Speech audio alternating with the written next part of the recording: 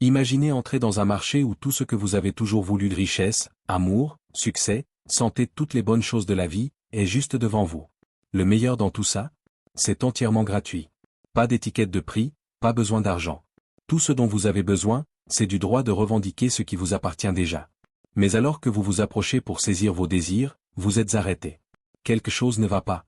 Où est votre droit? Demande le marchand, et à ce moment-là, vous restez figé. Vous n'aviez aucune idée que votre droit avait été pris, ou pire encore, abandonné à votre insu. Alors que vous regardez les autres partir avec tout ce que leur cœur désire, vous restez là, les mains vides. Les choses mêmes pour lesquelles vous avez travaillé, prié et rêvé sont juste hors de portée. Et la seule chose qui se dresse entre vous et elle? La clé.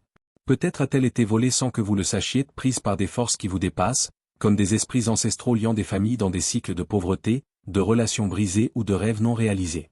Ou peut-être, dans un moment d'ignorance, vous l'avez donné, tout comme Ésaü, échangeant son droit d'aînesse sans réaliser sa véritable valeur.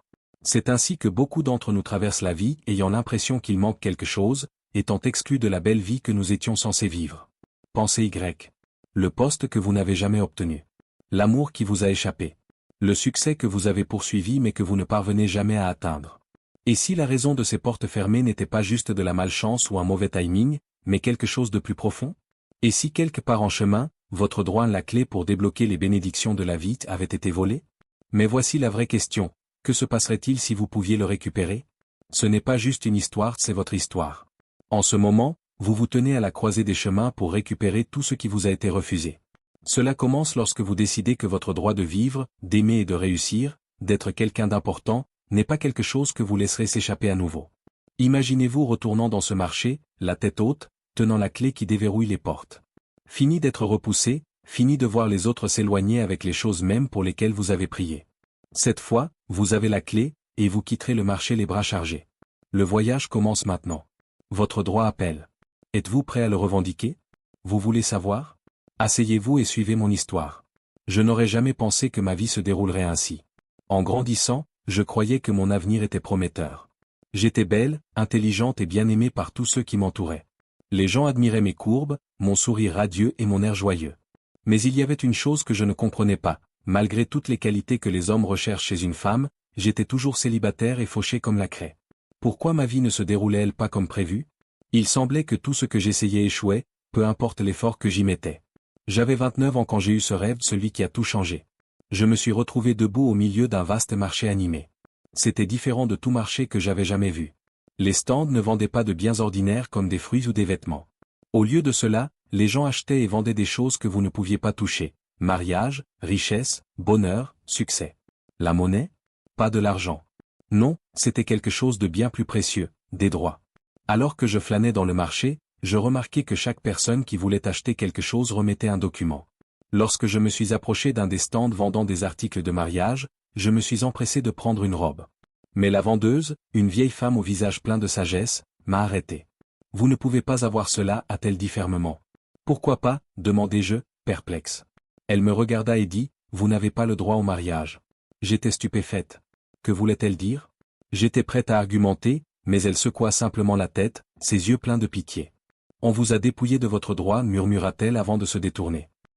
Encore confuse, je me suis promenée dans le marché. J'ai vu un jeune homme essayer d'entrer dans un magasin qui vendait des maisons et des voitures, des objets de luxe. Le gardien ne lui a pas permis d'entrer. Quand l'homme a exigé de savoir pourquoi, le gardien a simplement dit « Aucun membre de votre famille n'est entré dans ce magasin depuis des générations. Vous n'avez pas le droit. » Mon cœur battait à tout rompre alors que je continuais à explorer. Dans une autre section, j'ai vu des sacs d'argent d'État et des tas de billets. Avec espoir, je me suis dirigé vers la section des devises étrangères et j'ai essayé d'en rassembler autant que possible. Mais quand j'ai atteint le comptoir, l'agent m'a regardé et a secoué la tête. « Vous n'avez pas le droit pour ce type » en me montrant les devises locales. Je suis retourné vers l'homme, portant avec moi de grands sacs de monnaie locale. Le vendeur a hoché la tête et m'a remis un sac de pièces à la place. « 5 Naira » a-t-il dit avec fermeté. J'étais anéanti. Je regardais autour de moi, voyant d'autres quitter le magasin avec des sacs pleins de billets. Comment avait-il obtenu tant d'argent? Pourquoi n'avais-je reçu que quelques pièces? Avant que je puisse comprendre ce qui se passait, je me suis réveillé en sursaut au son de l'appel à la prière d'une mosquée à proximité. Le rêve me hantait. Que signifiait tout cela? Pendant des jours, je n'ai pas pu me débarrasser des images de mon rêve. J'avais l'impression de perdre la raison. Qu'était ce droit dont tout le monde parlait? Pourquoi ne l'avais-je pas? J'ai décidé que je ne pouvais pas résoudre cela seul, alors je suis allé voir mon pasteur, un homme de Dieu en qui j'avais une confiance profonde. Quand je me suis assise avec lui, il a écouté attentivement pendant que je racontais chaque détail du rêve. Ses yeux ne quittaient jamais les miens, et quand j'ai fini, il a pris une profonde inspiration. Ouvre ta Bible, a-t-il dit doucement, à Ézéchiel 21h27. J'ai fait comme il l'a dit et ai lu le verset à haute voix. Je renverserai, je renverserai, je renverserai cela. Et il ne sera plus, jusqu'à ce qu'il vienne celui à qui appartient le droit, et je le lui donnerai. Le pasteur s'est penché en avant. Le marché que tu as vu, a-t-il dit, était le marché spirituel. Dans cet endroit, tu peux seulement obtenir ce qui t'appartient en fonction de tes droits spirituels. Ta famille a renoncé à certains droits. Je le regardais avec incrédulité. Que voulez-vous dire?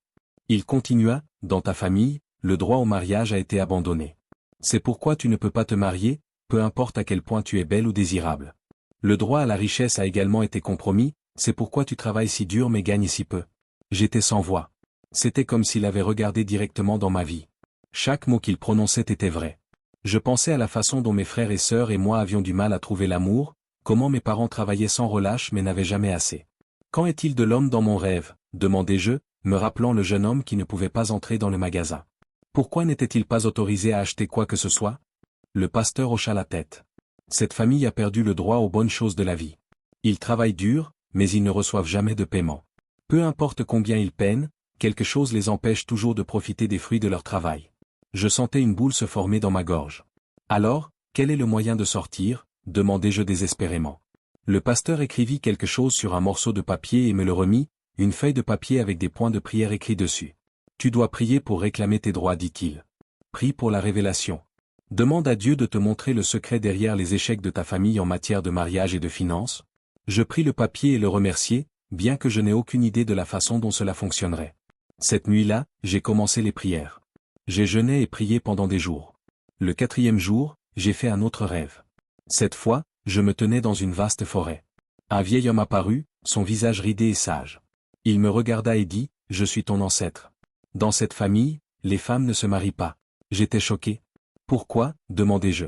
Il soupira. « Il y a longtemps, ton arrière-grand-mère, ma femme, était très malade. J'ai tout essayé, mais rien n'a fonctionné. Dans le désespoir, je suis allé voir la déesse de la rivière. Elle a accepté de la guérir, mais à un prix. Chaque fille née dans la famille lui appartiendrait. » Des frissons me parcoururent le dos. « Qu'est-ce que cela signifie ?» demandai-je. « Cela signifie que tant qu'aucun sacrifice n'est fait à la déesse, et que tu ne l'acceptes pas comme mère, tu ne peux pas te marier, dit le vieil homme. Quand je me suis réveillé, j'ai couru au bureau du pasteur et lui ai raconté le rêve. Il écouta attentivement, puis demanda, « Veux-tu suivre la voie de la tradition et faire un sacrifice à la déesse ?» Je secouai vigoureusement la tête. « Non, je ne veux pas. »« Alors tu dois prier pour que Dieu réclame et restaure ton droit, dit-il fermement. Il me donna une Bible et pointa Lamentation 3, 35-36, qui dit, « Pour détourner le droit d'un homme devant la face du Très-Haut, pour subvertir un homme dans sa cause, le Seigneur n'approuve pas. » Je m'accrochais à ces mots comme à une bouée de sauvetage. Pendant des semaines, j'ai prié sans relâche, citant ce verset encore et encore. J'ai supplié Dieu de se lever et de restaurer mes droits, de restaurer ce qui m'avait été volé à moi et à ma famille. J'ai prié avec une désespérance que je n'avais jamais connue auparavant. Et puis, un jour, quelque chose a changé. Odion, un homme que je voyais de manière occasionnelle, a commencé à venir plus souvent. Au début, je n'y ai pas beaucoup pensé. Mais un jour, il m'a dit, « Mon peuple vient voir ta famille. Je veux t'épouser. » Mon cœur a fait un bond dans ma poitrine.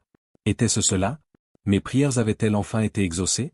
Je pouvais à peine le croire, mais au fur et à mesure que les jours passaient et que les préparatifs pour le mariage commençaient, j'ai réalisé que Dieu avait effectivement restauré mon droit au mariage. En repensant à mon parcours, j'ai appris une leçon puissante, la prière fonctionne. S'il y a un homme pour prier, il y a un Dieu pour répondre. Les droits de ma famille, qui avaient été donnés ignorants comme Ésaü, grâce à une prière persistante et à la foi, ces droits ont été restaurés. Ce n'était pas facile, et la bataille a été longue, mais à la fin, j'ai été victorieuse. Alors, voici mon histoire. Si jamais vous sentez que quelque chose dans votre vie ne va pas, si vous travaillez dur mais ne voyez pas de résultat, ou si vous ne parvenez pas à trouver l'amour malgré vos meilleurs efforts, rappelez-vous, vos droits pourraient avoir été volés. Donnés ou dépouillés de vous. Mais avec foi, prière et persévérance, vous pouvez les reprendre. Si cette histoire personnelle est une bénédiction pour vous, soutenez notre mission d'atteindre plus de personnes avec l'évangile de Jésus-Christ en vous abonnant, partageant et en aimant.